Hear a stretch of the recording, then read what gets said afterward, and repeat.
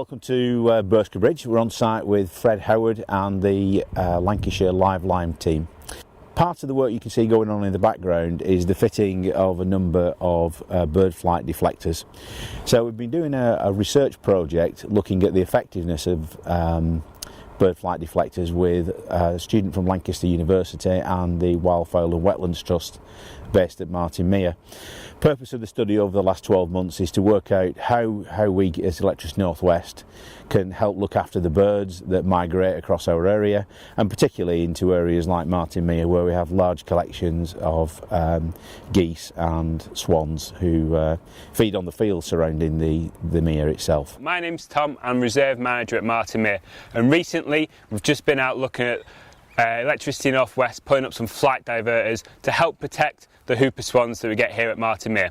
You might remember that earlier on this year we had fantastic coverage in the press about putting up the first diverters to try and stop the swans colliding with the power cables.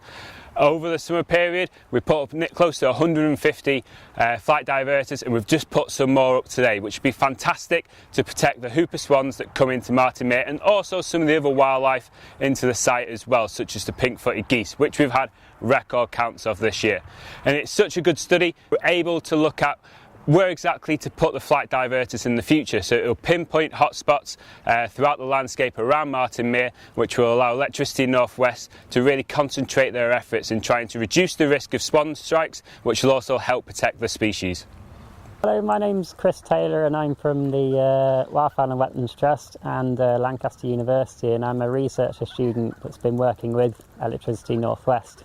Power lines in areas which are open landscapes, so away from trees and hedges and buildings, they're at higher risk. We can run all that through a computer mapping system and identify power lines which are high risk. The electricity company can put bird diverters on the power lines. From this study it shows that birds do fly slightly higher over power lines with diverters. What we'd like to take from the study is that Electricity North West have got a better map of where these high risk areas are, and we're going to work on best methods of mitigation. So over the past 12 months the project's been very helpful in helping us identify which of our circuits form the highest risk to birds, and also what we can do to try and help the birds see the lines and therefore avoid them. Two big drivers for us in that: not only our obligation to the environment and the community we live in, but also to help customer service in terms of the rural communities who are fed from the overhead lines.